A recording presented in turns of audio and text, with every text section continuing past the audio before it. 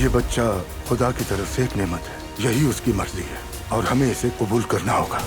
Azlan, तुम शादी कहाँ करोगे डिसाइड किया है? उसका बस चले तो वो चंद लोगों में ही शादी कर ले। इसीलिए तो दुआ के बस में नहीं छोड़ा।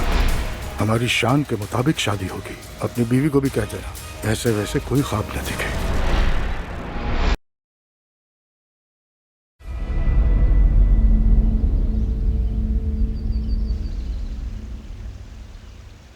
हम कभी भी इस तरह बैठकर बात नहीं कर सके।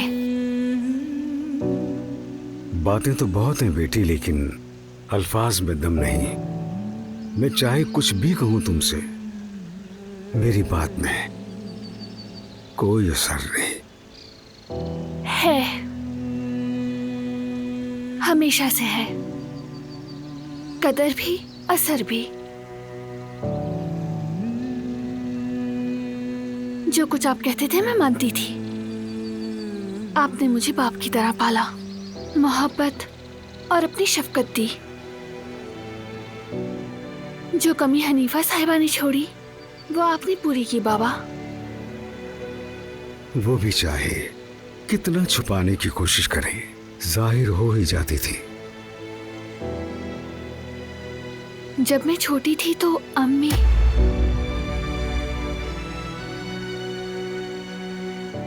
यानी जब हनीफा साहिबा की बेरुखी महसूस करती थी तो बचपने में सोचती थी कि शायद मैंने कोई बहुत बड़ी गलती की है। यानी मैंने खाना नहीं खाया इसलिए नाराज हो गई, या कोई गलत बात कही इसीलिए खफा हो गई होंगी। हमेशा यही सोचती थी, हमेशा खुद को ही बुरा समझती थी। तुम तो हीरे जैसी बच्ची थी, ना नाराज हुई और ना ही कभी दिल दुखाया। क्या वाकई ऐसी थी मैं? हाँ बिल्कुल। तुम अपना काम खुद करती, जिम्मेदारी निभाती, जमरूद का भी ख्याल रखती। तुम तो कभी बच्ची थी ही नहीं और ना ही कभी एक दिन भी आप लोगों पर बोझ नहीं बनी, यही कहने वाले थे ना? क्या वाकई में बोझ नहीं बनी? मैं तो सिर्फ चाहती थी कि हनीफा साहिबा भी मुझे चाहें। तुम्हारे बहन भाई तुमसे बहुत मोहब्बत करते थे। ये बात कभी रद्द नहीं की। कहती थी मेरे बाबा मेरे बहन भाई मेरे लिए कुछ भी करेंगे। लेकिन जब से कारबे खानदान वाले आए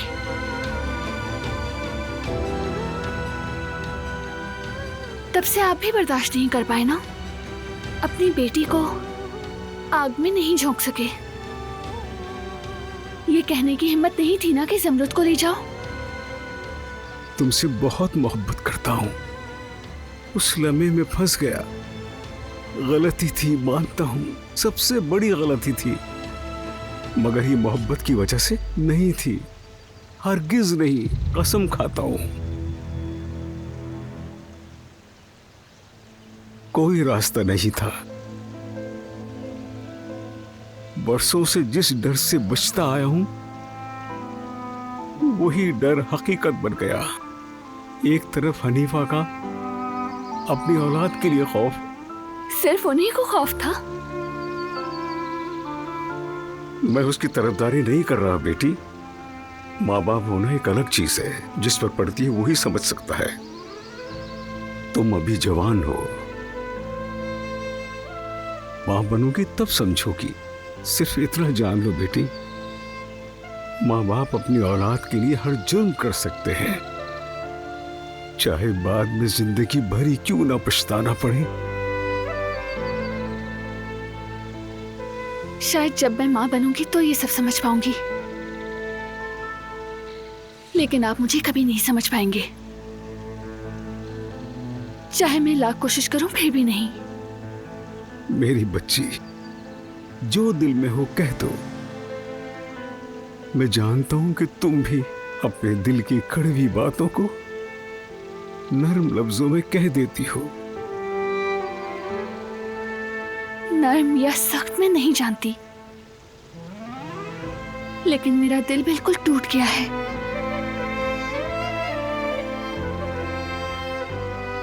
हमेशा कहा कि मेरा बाप पहाड़ की तरह मेरे पीछे है, मुझे कभी छोड़ेगा नहीं, वो मुझे बहुत चाहते हैं। लेकिन शायद आपने महज ज़मीर के बोझ या खुदा के खौफ या शायद तरस खाकर मेरे साथ अच्छा सलूक किया हो। हरगिज नहीं मेरी बच्ची, मेरे दिल में खौफ खुदा है। हाँ, डरता हूं क्योंकि एक जान मेरी जिम्मेदारी है। बस यही वजह है कि मैं तुमसे बहुत मोहब्बत करता हूं। शायद यकीन आ जाता अगर आपने मुझे खुद अपने हाथों से दुश्मन के हवाले ना किया होता।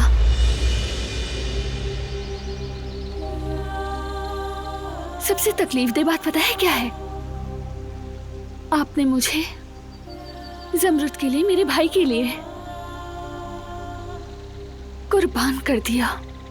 अगर मुझे बता देते कि बात यूं है तो मैं खुद चलकर उनके लिए कुर्बान हो जाती, क्योंकि वो वाकई मुझसे मोहब्बत करते थे। लेकिन आप लोग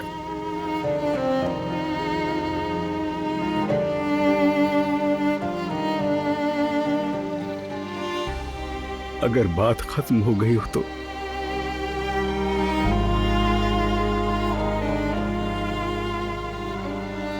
खत्म।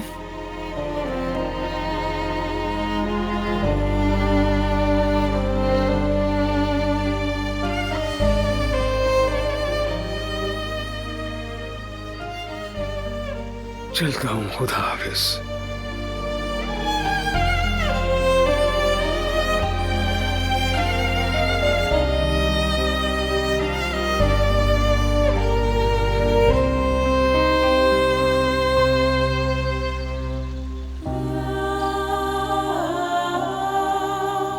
इंसान के जब सगे माँ बाप ना हो तो वो खुद को बहुत अधूरा महसूस करता है। बारान, अगर वो मर जाते तो कह लेते वो मर गए, उनकी कब्र पर जाते और कहते जिंदा होते तो मुझे किसी के हवाले ना करते। लेकिन जो माँ बाप जिंदा होकर भी अपनी औलाद को छोड़ देते हैं, उन पे हैरत होती है मुझे।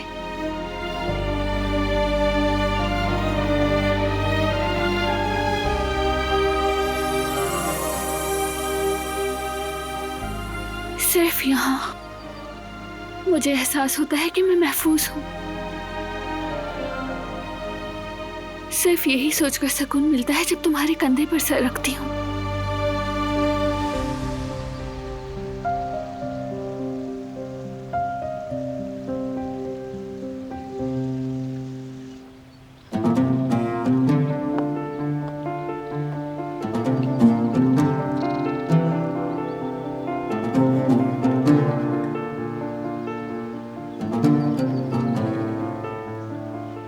कैसी हो गुल? आज तो हम बाल बाल बच गए। ये बचना है तो बर्बादी कैसी होती है? मतलब ये कि दादी ने कुछ देखा नहीं ना, इसलिए कहा। हकीकत में ऐसा नहीं है, ऐसा मत कहो। बेगम साहिबा सब समझ गई हैं। तुमने उनकी नजरें नहीं देखी? असल में उन्होंने मेरे हाथ में झाड़ू देखा तो ये बुरा लगा उनको।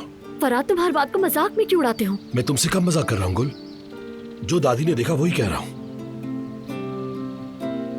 कितनी बार तो कह चुका हूं मैं तुमसे कि चलकर बात कर लेते हैं गुल, लेकिन हर दफा तुम ही मना कर देती हो मुझे कि अम्मी की तबीयत ठीक नहीं, वो बर्दाश्त नहीं कर पाएंगी। कदर आपा की परवाह मुझे भी है, तुम जानती हो, वरना मेरे पास इस बात को छुपाने की अब कोई वजह बाकी नहीं है।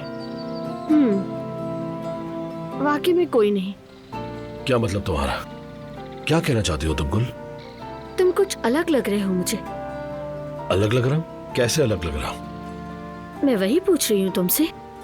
कुछ अलग सा है तुम में, जैसे कुछ अकड़ से गए हो, जैसे तुम्हें अब किसी की कोई परवाह ही नहीं है। ऐसी बात नहीं है। जिंदगी में कुछ फैसले इंसान को बदल देते हैं, मेरे साथ भी ऐसा ही है। हो सकता है इसीलिए तुम्हें ऐसा लग रहा हो।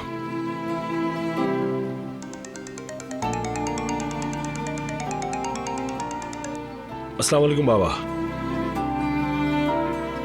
बारान को पता चल गया है कि शेयर्स नीचे गए हैं। वो ये जानना चाहता है कि किसने खरीदे हैं। एक दिन तो पता चलना ही था। वैसे ये खबर अच्छी सुनाई आपने। मेरे आने से पहले तुम वहां से चले जाना। और हाँ, उससे कोई बात मत करना तुम। ठीक है बाबा, बाद में मिलते हैं।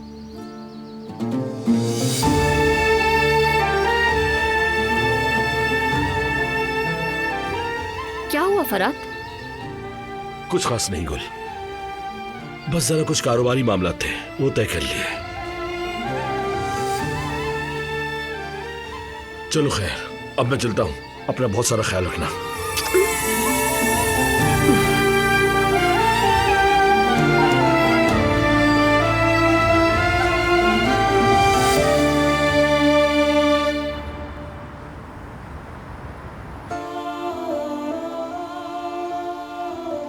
इस बार हम बहुत करीब आ गए हैं।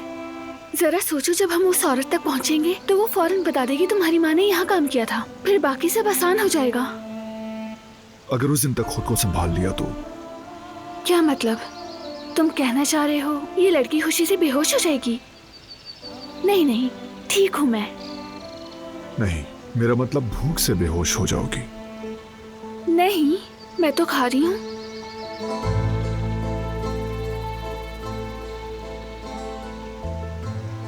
मामा ने काफी अरसे से मेरी अम्मी से बात नहीं की, लेकिन ये औरत, शायद उसने हाल ही में मेरी माँ को देखा हो। जरा सोचो ना, शायद वो अपने फोन से हमें उनकी पिक्चर्स वगैरह भी दिखा दे। जैसा मैंने कहा, उस वक्त के लिए अपने आप को मजबूत बनाना होगा। हो सकता है वो उनका पता भी जानती हो। चलो एक निवाला तो खाओ।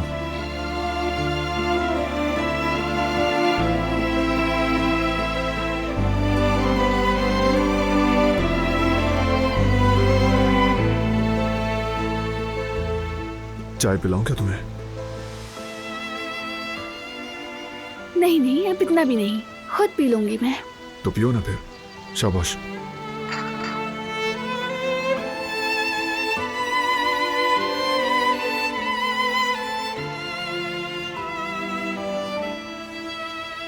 लो एक निवाला और।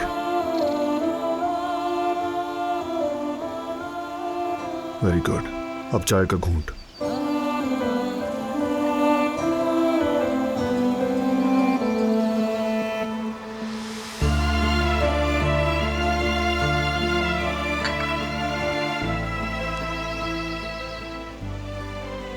तुम मेरे मुहाफिज फरिश्ते हो, तुम जानते हो ना,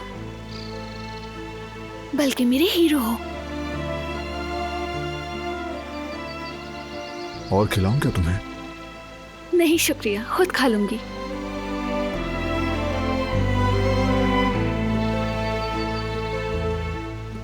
कैसे हो बच्चों, बात हो सकती है? आइए ना बाबा, हमारे साथ बैठिए। नहीं शुक्रिया बेटा, तुम बैठो बेटी। कुछ बात है क्या बाबा? दारिया के शेर से मुताल्लिक खबर आई है। तो यानी उसने बेच दिए? हाँ, बेच दिए।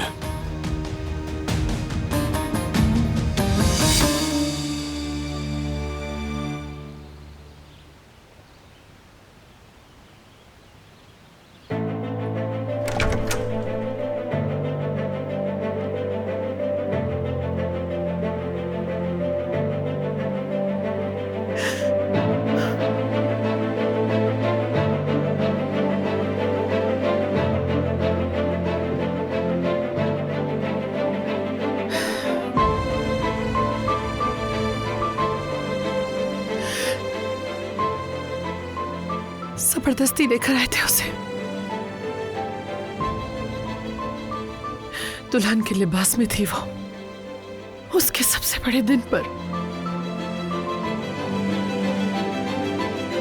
कितना नाम लेती रही वो बारान का, महीनों तक उसे याद करती रही। उसने कई महीनों तक इसी कमरे में अपनी मां की वजह से अजियतें सही हैं। उसके बाद चली गई, उसके बाद भी मैंने जान नहीं छोड़ी।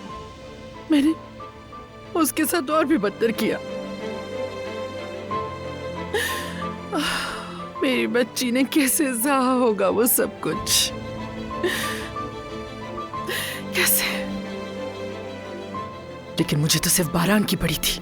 बारान को तकलीफ हो, बारान बर्बाद हो जाए, और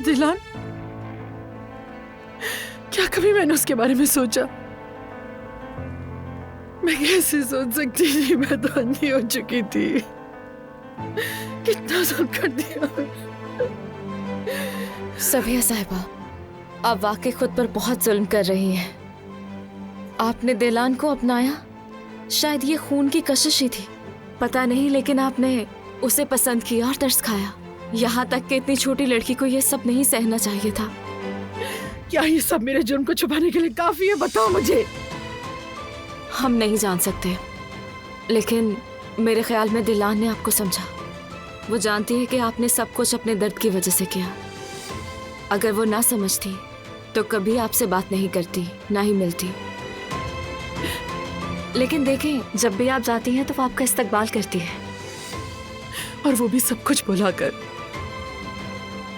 जबकि मैंने कोई मौका नहीं छोड़ा उसे तकलीफ देने का। कितना खूबसूरत दिल है उसका, और कितनी खुश नसीब हूं मैं। काश अभी जाकर उसे कह सकती, बता सकती, लेकिन कैसे? या अल्लाह, कैसे? कैसे? जबकि मैंने उस पे इतना जुल्म किया हो इस कमरे में, उसके बाद कैसे?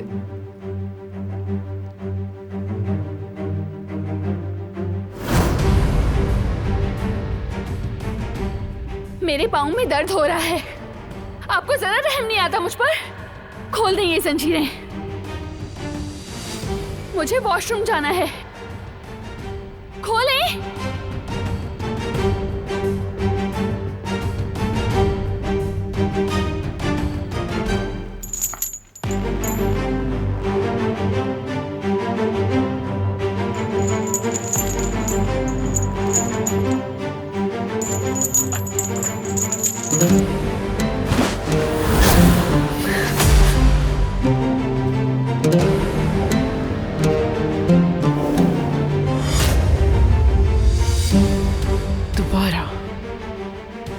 दोबारा अगर भागने की कोशिश की तो इसकी भारी कीमत चुकानी पड़ेगी तुम्हें।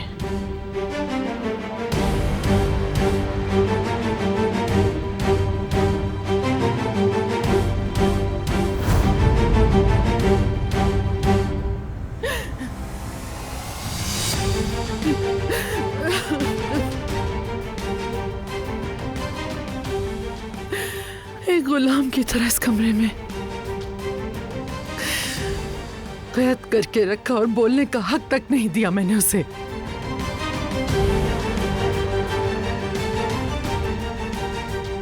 बर्बाद कर दूंगी मैं, सब तबाह कर दूंगी रिवा, सब बर्बाद कर दूंगी मैं।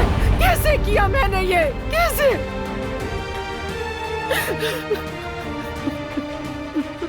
कैसे किया मैंने अपनी बेटी के साथ? कैसे किया?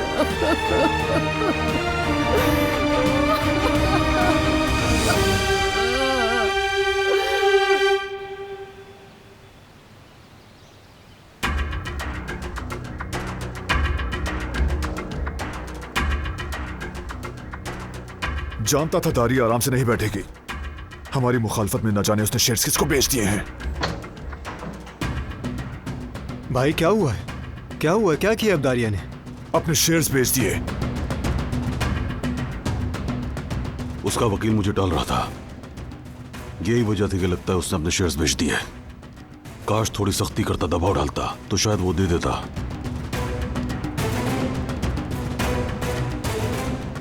खुद को इल्जाम देने की जरूरत नहीं बाबा। दारिया है वो, हमेशा गंदी चाल ही चलेगी। सबसे बड़ी गलती तो मेरी है। पहली ही बार में उसे अंदर करवा देना चाहिए था। रहने दो बेटा, अब पिछली बातें कुरेदने का कोई फायदा नहीं है। पहले तो ये पता चले कि शेयर्स किसने और क्यों खरीदे, उसके बाद अगला कदम उठाएंगे। सही कहा बाबा, आपने ठीक कहा। हम पहले मालूम करेंगे, शायद उसने जिसको बेचे हैं उससे खरीद सके। नहीं चाहता कि हमारी कंपनी के शेयर्स किसी गैर के हाथों में हो।